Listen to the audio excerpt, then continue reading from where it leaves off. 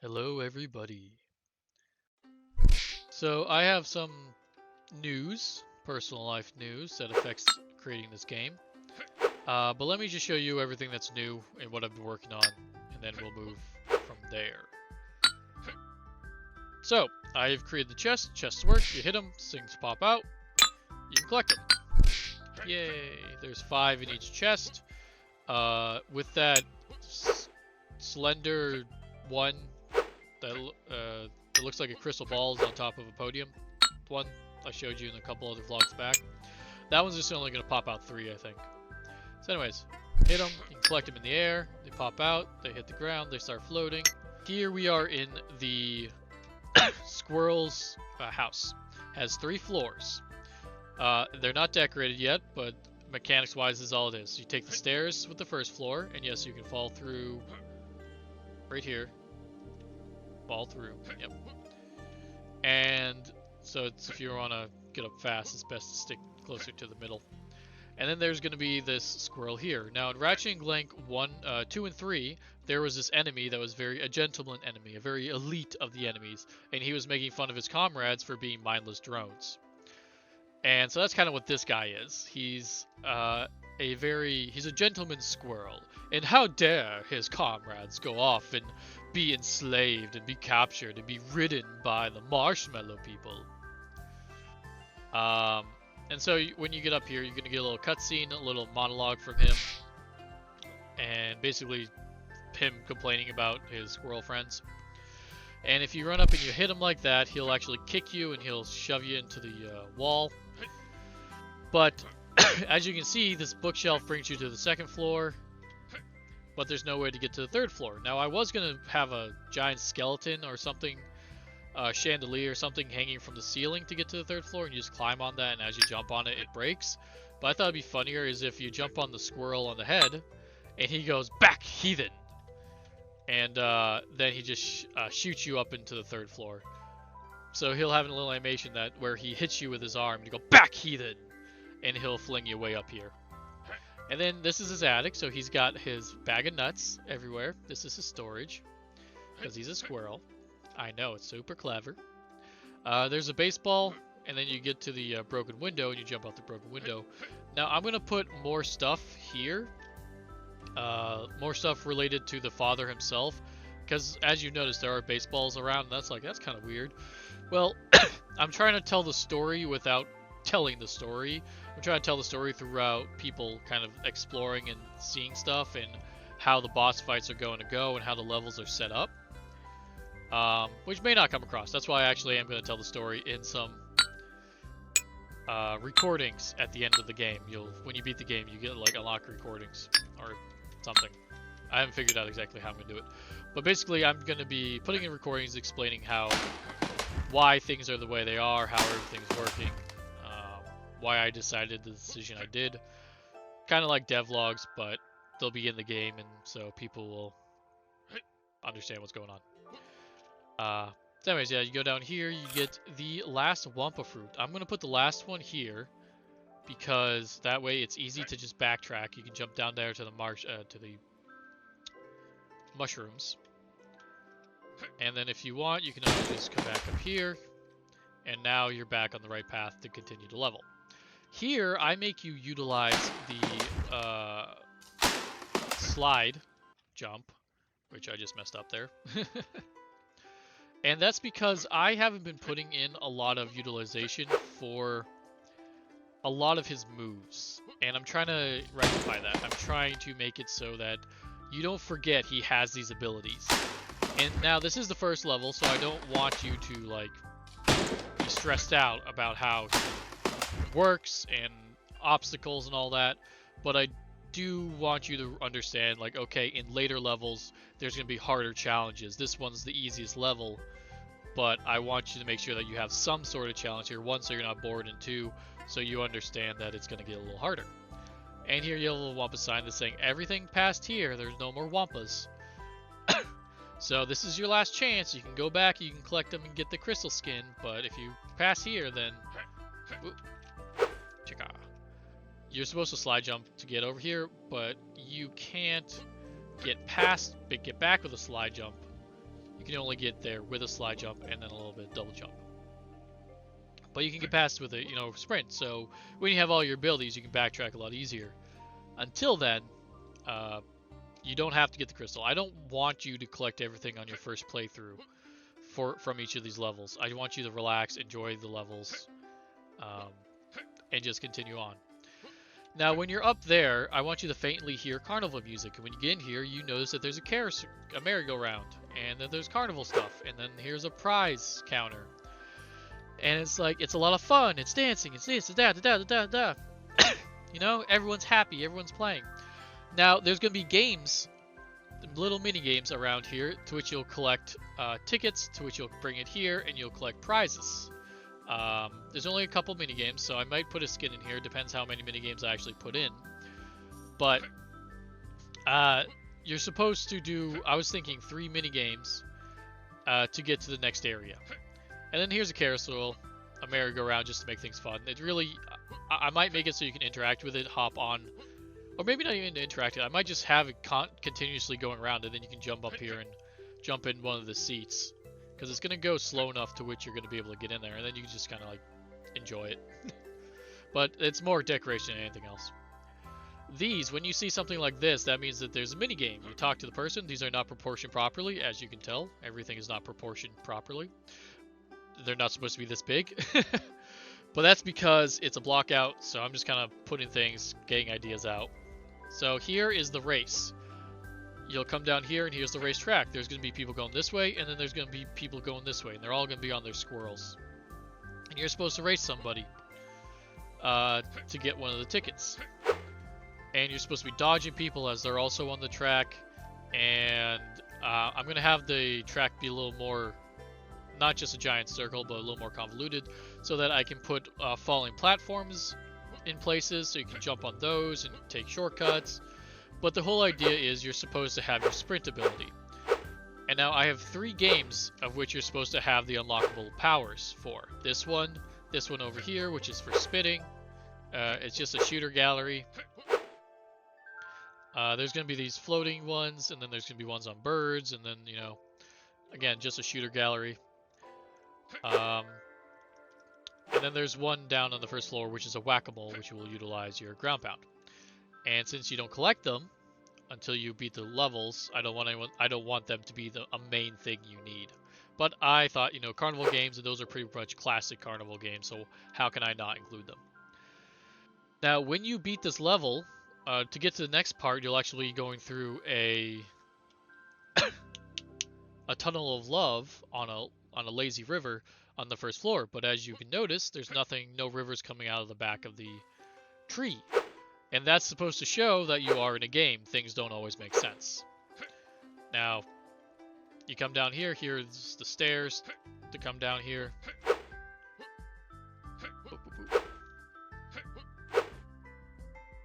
Alright, there's a prize pool with merry-go-round, and you can just jump down. This is the Tunnel of Love. A little river will be going through here. Yes, if you do jump in it, you will start drowning, so it will hurt you. But this is the main thing. So you need to get enough. You need to do the other mini games to get a Tunnel of Love ticket to move on to the next part of the level. And then once that level's done, then you move on to the boss level, the boss arena. So here is the whack-a-mole. Little representations of little moles. They'll be popping up randomly. I haven't decided whether it should be a time thing where you have to get to each one in the nick of time, or if it should be a high score thing in which you just need to run around. I'll put it on a randomness of how they pop up. You just need to run around and knock them down in the amount of time, and then the highest score will get you the prize. And since they will be put random, there technically wouldn't be a set high score, unless I make it specific. Make them pop up specific times. Anyways, and here we got is the food gallery. This is pure decoration. I am thinking of that you will be able to jump on these guys' heads and kill them. Because that's the whole point of this game, is to kill a lot of cute, fun, silly creatures. You know, you are the bad guy. So here's the order. You order here. He's a little guy. He's at a little cash register. And then you come over here, and this is where you pick it up. And right there are little flame enemies that will be heating up your food. And yes, you will be able to spit them. If I decide you can kill stuff in here, then you'll be able to spit them, and then the food can go cold.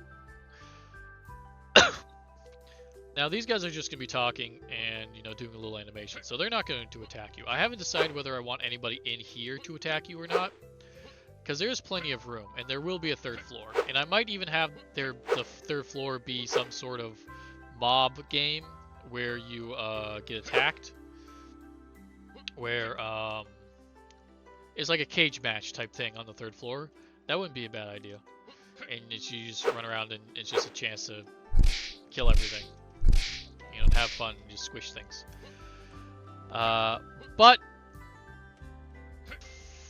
I haven't really decided yet.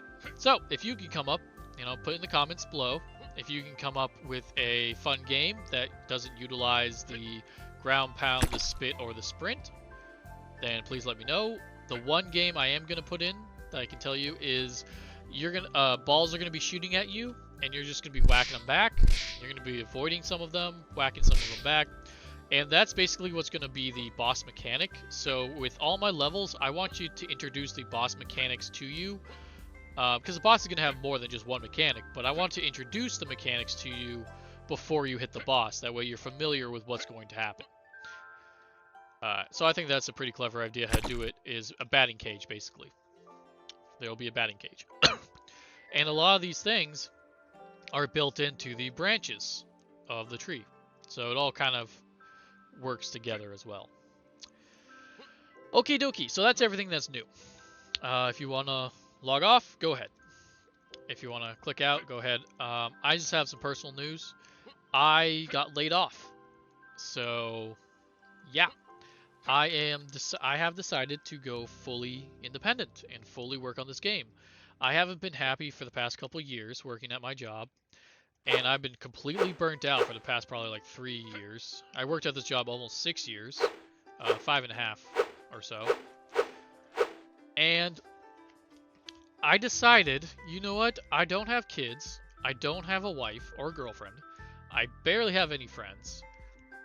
I live in an RV, so I have a house. I have a place to sleep, as long as I have gas and nothing breaks. I am in a pretty good position to waste a year, and I have enough money to waste a year, but not really any much after that. And getting a job in the game industry takes more than just 1 year. I haven't even gotten a job in the game industry yet. My job was in insurance. I was doing game industry stuff. Like, I was modeling, I was creating animations and stuff, but I wasn't making a game. I was making educational videos, and I was making Sketchfab stuff, and I did an AR card game, which flopped pretty hard. I was very disappointed, and I'm pretty sure nobody else really gave a shit about it anyways. So, it's a pretty good idea to just try it out now. And I thought, okay, let's have a plan. I have savings for the year. And I have money in stock. So if I really do get in trouble, I can take out the money from the stock. I might, like, the stock market is not doing very well, so I'll probably take a loss if I do that. But I won't be homeless. But it's really, I don't think I'll get this done in 1 year. I hope I do. I hope, because I'm not trying to make it super complex. I know I'm coming up with some pretty complex ideas, but I have an idea on how to do these ideas, implementing them. Although I had an idea on how to do the chest one too, and that took a while to figure out. So I'm gonna make this first level. I'm gonna make this finish up this part, because this is the last of it. You do the little mini games in here. You go through the Tunnel of Love, and then you're in the second part. The second part is a Coliseum, a gladiator type thing. You'll meet some marshmallow people that are like geared up, that have armor on, and my idea was to make it so you're being chased, or make it feel like you're being chased by a big Minotaur type character, but you don't really know what it is. It's just like a shadowy character until the end, when it busts out of the wall and then grabs you, or tries to grab you, and then you end up jumping into the Coliseum. I might do that, I might not do that. It's like, from what I have, the idea was so that you think you're being followed, but I wasn't going to have you actually be attacked or interacted with. I was going to have certain parts of the game in which you have to get to, uh, like you have to get from point A to point B in a certain time limit, or else it will say the Minotaur got you. But again, that's like one of those ideas that I thought would be pretty cool, but I might not actually do. I might just have it be a maze with a bunch of obstacle rooms instead. That way I'm not overburdening myself and I'm not coming up with crazy things. Because again, this is a game this is a game I want to finish. I want to get out there. I want to get my first game on the market. But it's also a game of learning. It's not a game of, okay, let's do every idea that comes in my head. And I mean, the previous idea before this carnival tree thing was pretty simple. So I'm already changing it up a bit and going a little more complex than I should be. But anyways, the plan is complete this first level, and the first part, the second part, and the boss level. That'll be my demo, and I'll assess how much, well, like where in the year I'm at. Hopefully, I plan on getting that done 6 months from now. I plan on taking about half a year to do it, because the first month, which is so the second week, at the end of the second week of next month, is when I'm gonna stop. When I'm gonna really try, and it's gonna become my job. I've decided to take this month off, just to get my health in order, get my sleep schedule back on track, and not take this too seriously. I have been working on this, but that's only because I find it fun to work on. It's kind of like playing a video game for me when it's something I enjoy doing. But once part of it starts stressing me out, then I just move on to something else, because I'm not trying to stress out over this just yet. I will do that later. So yeah, I'm going to finish this. I'm going to make it my first demo. I'm going to assess how much money I got left, where in the year it's been, how long it took me to do. And all the mechanics for this game are going to be in these first levels. The puzzles, the him dying, the platforming, like all these general mechanics that are in platformers. Most of it happens in the first couple levels, and then the rest of the game is kind of variations of it and reskinned versions of it. And of course, each boss will have its own mechanics, so each boss will be different, but 90% of the mechanics will be in this first level. And what I'm saying is the rest of the game shouldn't take as long as this first level will take me. Now, yeah, it could take me a long time to come up with the ideas and kind of flush it out and kind of play with them, but the mechanics themselves should just be recopies of whatever I'm doing here. And yeah, we'll see. So anything you got, please critique it. Please tell me if these are good ideas, these are bad ideas, if these sound fun to you. Critique me. I love critiques. Critique me pretty hard. That's really all I gotta say, is I'm gonna go for it. It's the best opportunity I'll ever have in my life, probably. So, yeah. I'm gonna try my best, and please get the word out there. Alright. Y'all have a good one.